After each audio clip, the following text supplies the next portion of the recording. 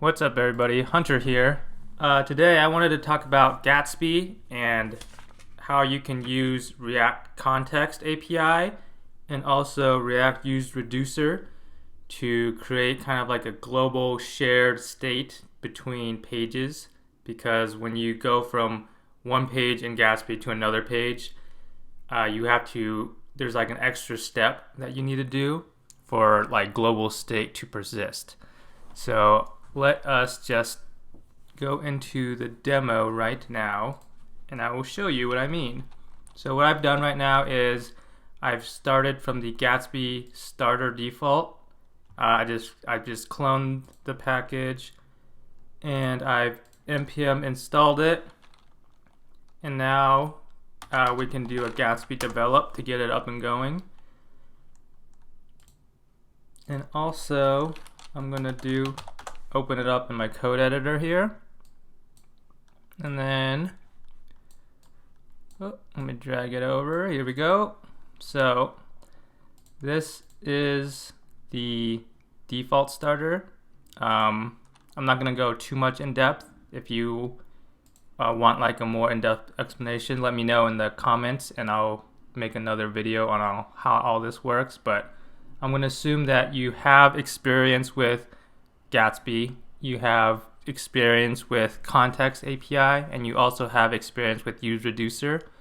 If you get confused at any point, let me know and I'll explain in the comments for you. But those are the assumptions I'm gonna make. And our site should be up now. We go into localhost. Here we go. This is the default starter. This is the index page, and this is page 2. So I picked this one because I wanted something with 2 pages to demonstrate what is going on. So let's take a look at the index page. So we have this layout component that's kind of like a wrapper going over the index page. Okay, and then page 2, we have the same layout. So like the header and the footer and stuff like that are shared between the 2 pages. So what if we want to add global state to this? Maybe we wanted to add like a theme toggle, like a light theme and a dark theme. So in like, depending on the theme you want, things on the pages will change. So a good place to put like stuff like themes or translations would be in the global state. So let's just make a pretty crude global state. This is one way of doing global state. You may use like Redux or something if you want, but this is just going to use like plain React. So what I like to do is I like to make a context folder, because we're going to use the Context API. And in here, we're going to make a global context provider. And this is going to kind of just act like a wrapper component. Okay, so let's start it off like any other React component. We're going to import React from React. Okay, I'm going to do a const, and it's going to be just a functional component. So I'm going to make it called the same thing as the file. Global context provider. It's going to return, right now I'm just going to return a div. And it's going to wrap around stuff, so we're going to have the children in here. And it'll just wrap around the children. Okay, oh, that's not what I want. Children, okay, and then we'll export default global context provider. Okay, this is basically a normal wrapper React component. Much like if we go into like the layout that came with the Gatsby starter, it's kind of like the same thing. There's children and things like that. So we have our kind of wrapper. Now let's start adding state to this. And I'm going to use the UseReducer from React, the new hook. Well, I guess it's not really new, but the UseReducer hook to do our state, because it could get global state might get like a little tricky, so I don't like to just use useState. You can just use useState if you want, but for this demonstration I'm going to use UseReducer. So UseReducer, you're required to have an initial state and then also a reducer function. So initial state. And think of this like, if you're not really familiar with UseReducer, think of the initial state as when you're doing like a class-based component, you would do like the state in the constructor function. Think of this as that. So in our initial state, let's just make something up like a light theme, for example, right? You can have whatever you want in your initial state.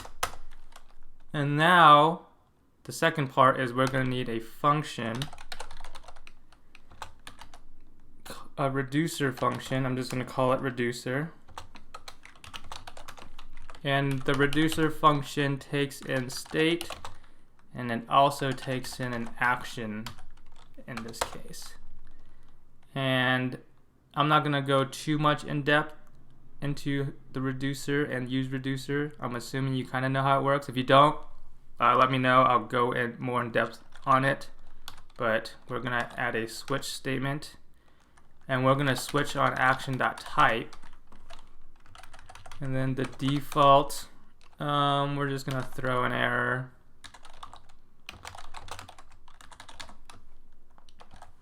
Probably just say it's a bad action or something. Okay, and then we'll get rid of these things. So the case will be toggle theme, right?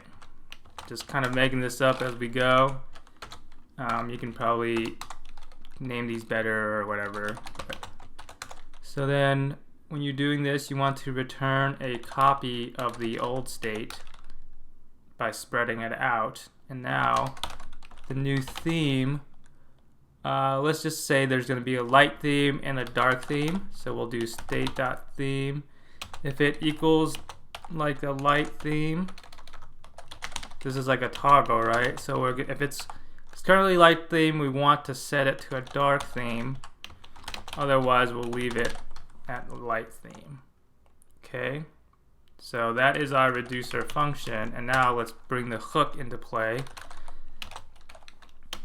So UseReducer is the hook. And I need to do react.useReducer. So the UseReducer hook takes in the reducer function as the first argument and the initial state as the second argument. And what it gives you back is the state and also the dispatch. So the state is basically your current state as it is. It will be this object. And then dispatch will be basically you can dispatch these actions to it. So in our case, we would dispatch an action called toggle theme and it will adjust our state. Okay, so now this is pretty standard in terms of how UseReducer works. So since we're global here and we want to share this with potentially many components or many pages, we don't want to like prop drill or anything, so we'll use the context API. And how we can do that is, so there's kind of like a special way that I found to do this. We're going to split up the state and the dispatch into two providers. And I'll show you why in a second. So I'm going to make a new variable called global state context, and that's going to be react.createContext, right? So this one will be for the state. Now I'm going to make another one for the dispatch. Okay. So now we have two of these. And in order to use these properly, we're gonna have to replace this div. So let's do one of these, and with the provider. Okay. So let me make this a little bigger.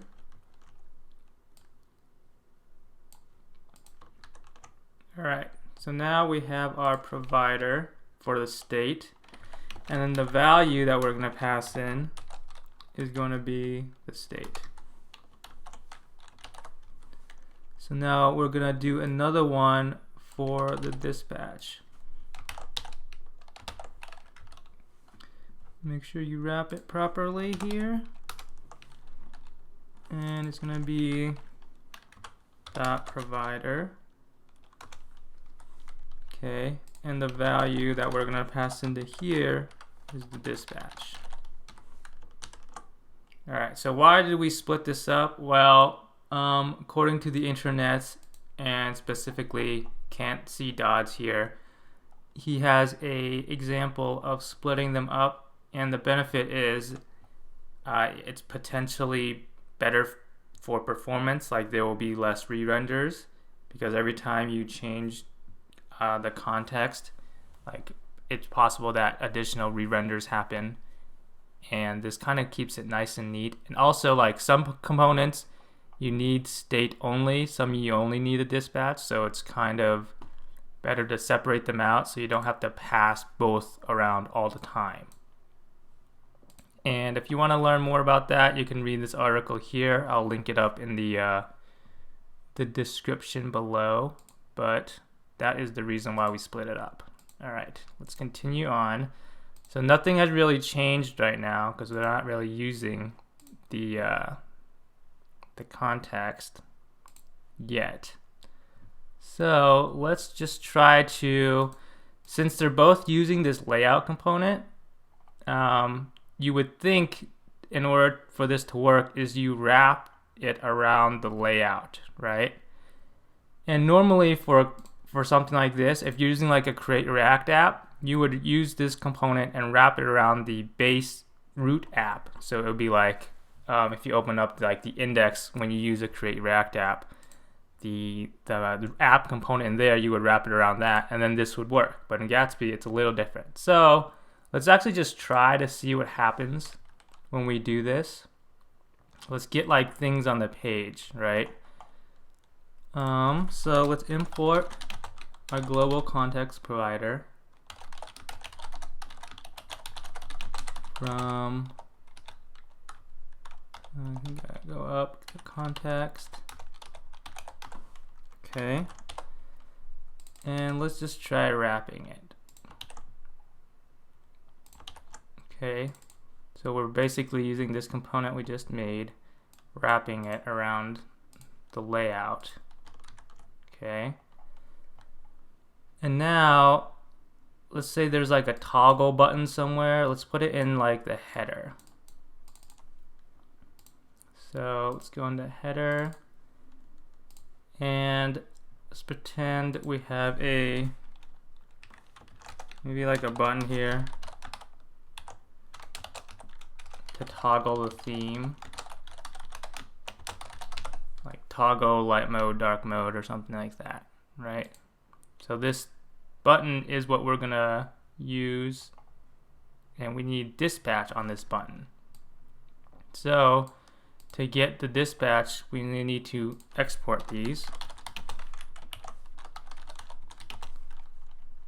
Okay, so what we're going to want to do is import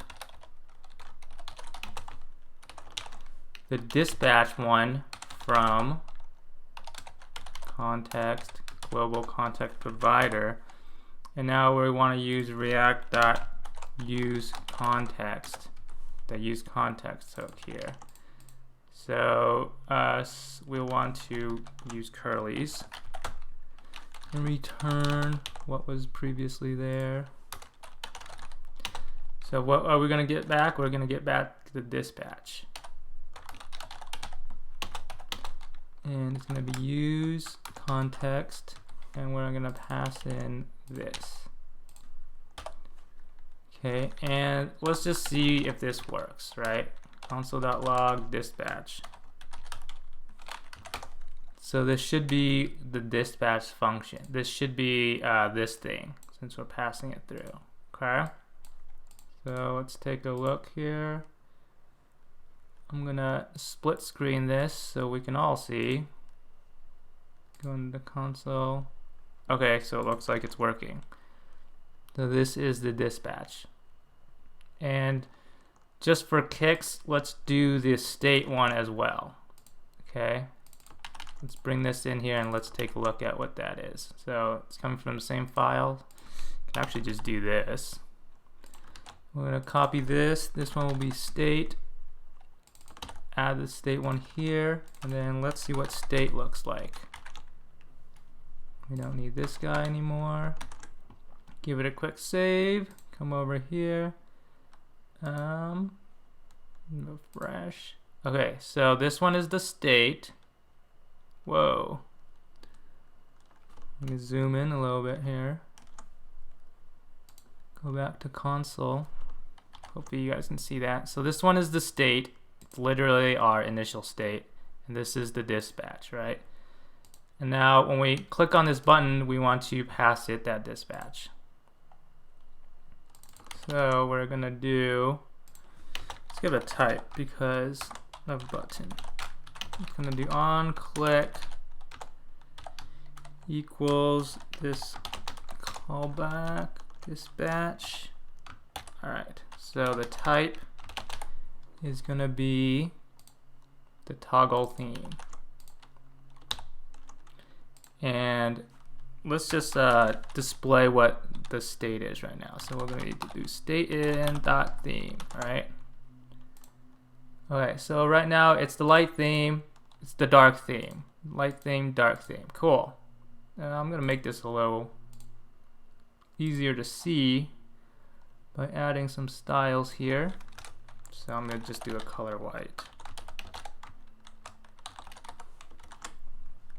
Okay, so dark theme, light theme. If we refresh, we start with the light theme, we go to dark theme, everything's all good, right? But then when you switch pages, it goes back to light theme. Like, what's up with that? It did not persist through these page changes. That's just the Gatsby thing. If you did this on Create React App, it should be working normally. But with Gatsby, there's an extra step. So, first of all, wrapping this around the layout is not gonna work. And it's also gonna screw you up.